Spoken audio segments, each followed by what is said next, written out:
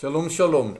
This video is about the Gospel of John, chapter 12, verse 37 to 50, and it's about the prophet Isaiah's prayer report regarding the Messiah.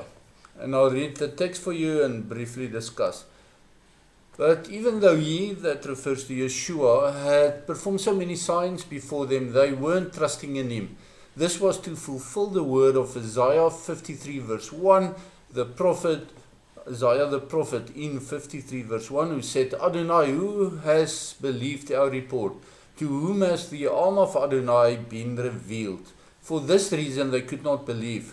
For Isaiah in Isaiah 6 verse 10 also said, He has blinded their eyes and hardened or fattened their hearts, so they might not see with their eyes nor understand with their hearts, and turn back and I would heal them. That's what Adonai said. Isaiah said these things because he saw his glory, that is Adonai, Yeshua's glory, and he spoke of him. Nevertheless, many, even amongst the leaders, put their trust in him.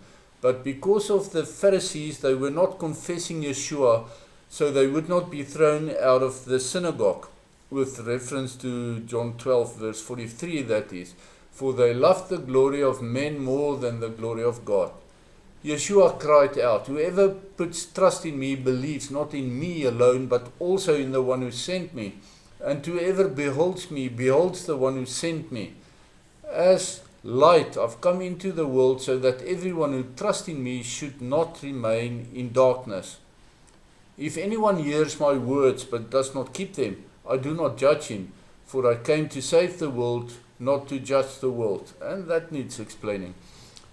The one who rejects me doesn't receive my words. As a judge, the word I spoke will judge him on the last day. For I did not speak on my own, but the Father himself who sent me has commanded me what to say and speak. And I know that his commandment is life everlasting. Therefore, what I say just as the Father told me. Isaiah's prayer quoted by John was, Adonai, who has believed our report? To whom has the arm of Adonai been revealed? This prayer is from the forbidden chapter of Isaiah's book, that is chapter 53. The arm of Adonai refers to his mighty right hand as a metaphoric reference to the Messiah. Remember that Isaiah's prophecy were written as songs, and that he used both onomatopoeia, rhythm and rhyme in it, so that is how the arm means the hand, as the arm culminates in the hand. The Paleo-Hebrew letter Yud represents a stretched out hand, the mighty right hand of God, which Isaiah knew refers to the Messiah who sits at the right hand of God the Father. Hand, which is hand and forearm together, in Hebrew is yad, for this reason that it goes together.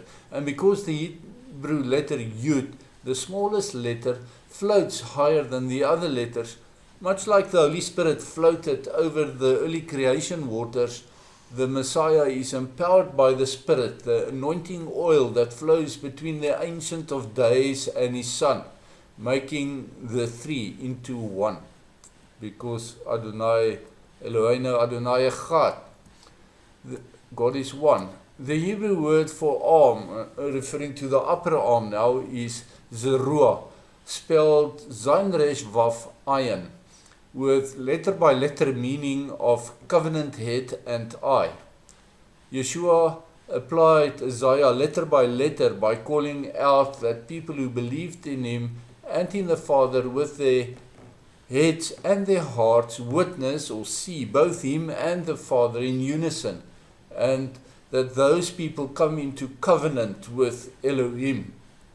In Isaiah's prayer, Zeruah Yodai Vavai therefore calls for a witness of his covenant with Israel through the Messiah, the Anointed One. Excuse me. The closing of Israel's Sanhedrin's spiritual eyes through the fattening of their hearts by being rich and comfortable is the mechanism deployed by Adonai so that the gospel good news would also reach us Gentiles. But now in the end of the days, he returns to his bride Israel, and the window of opportunity for the Goyim nations is closing, as is evident from the darkness that descended on many liberal churches, whilst at the same time, at this time in Israel, Ezekiel's valley of dead bones are becoming alive as the Spirit blows new life into them. The Messianic faith is growing hand over fist in Israel amongst Adonai's chosen people, especially amongst young adults. And I fear that the older generations will die in the wilderness as it was during the Exodus. In his first coming, Yeshua indeed came for the salvation of everyone who believes in him. But when he returns, he will trample the enemies of Israel because they stand in enmity with the God of Israel. And then on the last day, he will judge each person according to his word, the Torah. Yes, I'm absolutely convinced that the people standing with or against Adonai, the God of Israel, is revealed in their attitude towards the Jewish nation of Israel.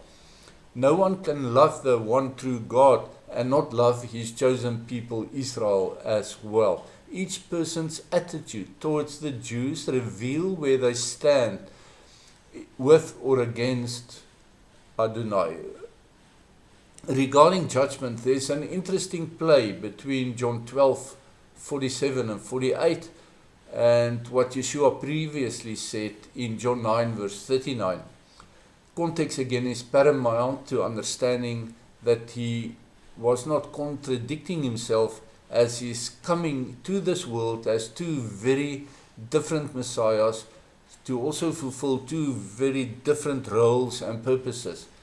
I'm going to leave that to you to investigate it for yourself. John 12:47 and 48 against John 9:39. Enjoy. The first part of Isaiah's prayer was, Adonai, who has believed our report? And it is answered by anti-messianic believers in Israel who are coming to faith in the Jewish Messiah. And it's also answered by a remnant of Gentile believers from all over the world who are adopted and grafted into the family tree of Abraham. And the second part of Isaiah's prayer, namely, to whom has the arm of Adonai been revealed, is also being answered. Adonai is raising up witnesses to see his covenant being fulfilled. Those witnesses behold salvation by Elohim's mighty arm that is not too short to save. And they also behold how their enemies are defeated by his mighty right hand. And we have seen it in 2 wars against Iran. And with that, I bid you shalom, shalom.